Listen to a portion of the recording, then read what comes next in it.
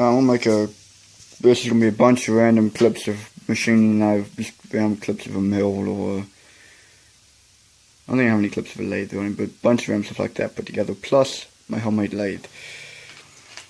This is notes from when I was turning the back plate for the truck. From 0 on here, that's how far I had to go. Just to be clear on that. This is a lathe that I started building in high school. Mark, if you're watching this, I finally finished it. Originally I was going to build a carriage. It worked off of this, have a crank, this end, and yeah. That never happened because I got lazy and I couldn't make it work and it be anywhere near accurate. So I gave up with that and ended up mounting it to my mill instead. No, I'm not finished painting it. No, the head is in a million pieces and does not run. There's a spindle for it. I'm having difficulties getting that back together. So, that's beside the point. And, yes, the first thing I do when I build a lathe and mount it to a mill is make something square. Think about that for a few minutes. So this is what I got here. This is a 5.5 horse motor off an air compressor, runs 3,450 RPMs. Peerless 3-speed out of some kind of old lawn tractor. I have no idea what. This is a pipe. There's a pipe plug welded into it to act as a stop for the bearings. The wheel bearings are old wheel bearings. I think they were the inner side wheel bearings out of the front end of my truck when I redid the front end of that years ago. This was one of the pieces I made in high school. It's not that big. It's 1.25 inch diameter shaft that tapers down to a 3/4 inch. I think it was a 3/4 by 13 thread to act as retaining nuts and to add tension to the tapered roller bearings. There's all fit in there. That does get hit by that.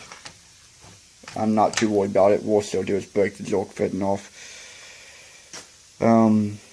The chain and sprocket are also from high school. Motors as well. They gave me a bunch of scrap metal up before I graduated. Those are off of a tiller you put behind a tractor, or a PTO driven tiller, if I remember correctly. Anyhow, hodgepodge parts there. All this got welded together to the spindles. The spindle goes to 2 inch, about 1/4 inch. They're covered in grease right now. I welded this chain sprocket to it first, originally intending I just bolt chucked that. Realized I couldn't because the chain wouldn't have a place to go. So I welded the pipe to it, which is nowhere near centered, and then welded a piece of 1/4 inch plate to that, which I turned 1/8 inch heel, and then another 1/8 inch for the truck to sit on, and then it gets bolted in place. I turned that after I got everything else done and mounted. Well, I continue from here. First, I want to point out. Well, yeah, tailstock. Because I have these nice ways already built. My new plan is to build a tailstock that's going to ride on these instead of it kind of like a hydraulic ram, threading in and out. And that's what I know to compare it to. Your Morse taper end. There's a adapter I made. That usually threads in and out. Kind of looks similar to a hydraulic ram or maybe a screw jack. Actually looks very similar to that. Instead of that, it's going to be mounted solid to what it rides on. Then I'm going to piece of thread rod where the lead screw would have gone for driving the carriage back and forth. And that is going to be what drives the tailstock back and forth. And then there'll be a lock that goes under this to clamp down and hold it in place when I'm turning between centers, or have this slid off of the mill and put on that table, and I can use it for turning wood. I'm making a tool post for that. The tool post mounts to where a shaper attachment would go on the mill. There's one bolt there, and it seems pretty stout. My welds are not pretty.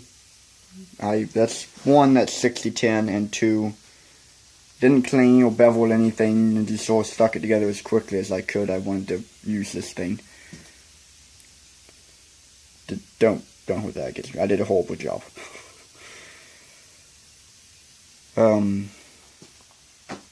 I think that's about all I have to say. If there's any questions, yeah, please ask them. I'll gladly reply to you in the comments.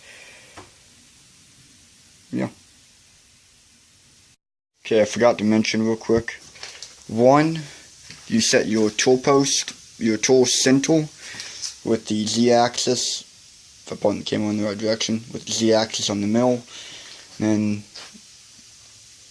conventional, this is your Y, this is your X.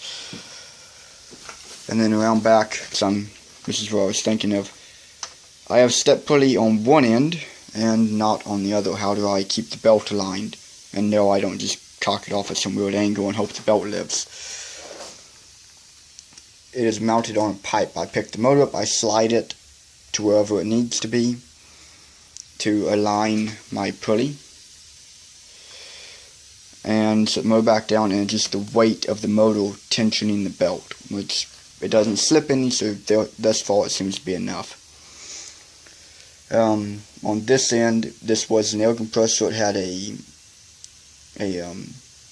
like a little crank that clamped to this.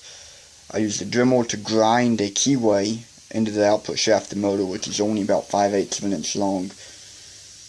And I put a roll pin through there to hold the pulley in place. It's a pretty tight press fit. That should be fine. Worst case, I have to find another motor. I just wanted to add to that just real quick. If any of y'all think this is a concept or an idea that could sell, that someone would be interested in manufacturing, please contact me. That's certainly something I'd be interested in doing. It sounds like a way I could make a little bit of money on the side. So, okay. The end. Alright, more machining with none of the right tools, because I haven't put that together yet. Or the lathe outside that I started building years ago.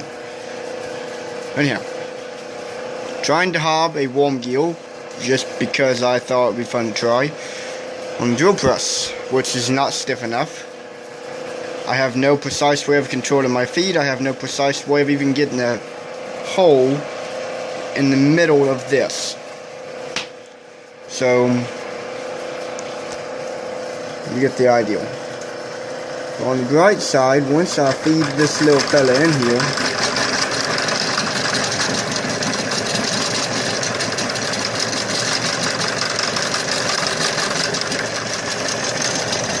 I mean, it sort of seems to be trying to cut teeth.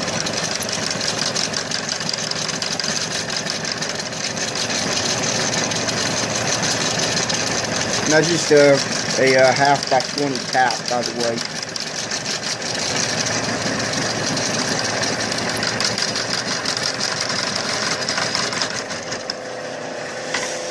I mean, it ain't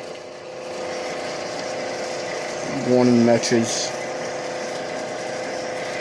in my phone. They ain't very pretty teeth, but I reckon that counts. I'm stripping them out as I go. And then, so I advance my feed. Everything's locked down as tight as I can get it.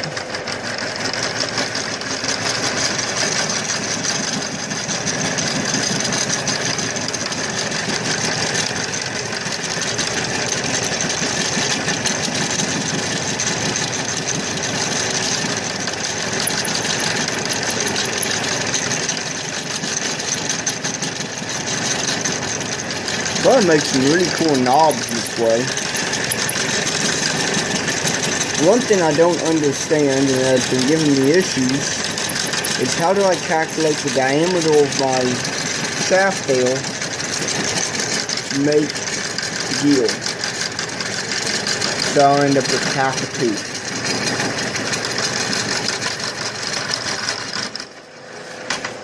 don't know how to do that, but anyhow, you get the idea. I'll add this to another random video of me doing a bunch of random machining kind of stuff with none of the right tools.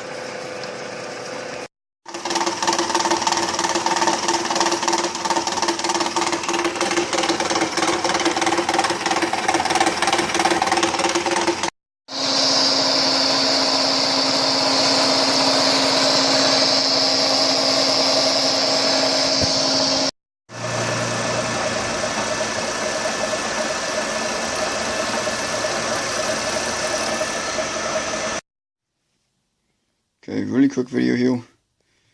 Who needs a lathe? I have a drill and a vise, and a file, and a Dremel wherever I put it, up there. Dremel, cuts that little groove there. File, did them four with the vise. Drill, being held in the vise, turning things with the file. Did all of that. 10-15 minutes later, saved me from having to finish building my lathe again, and fixing a buddy carburetor because that stud broke off, so I drilled and tapped it for $1.20 for the rod.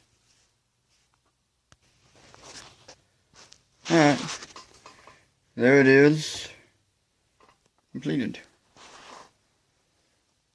I don't know, my camera does not like to focus, but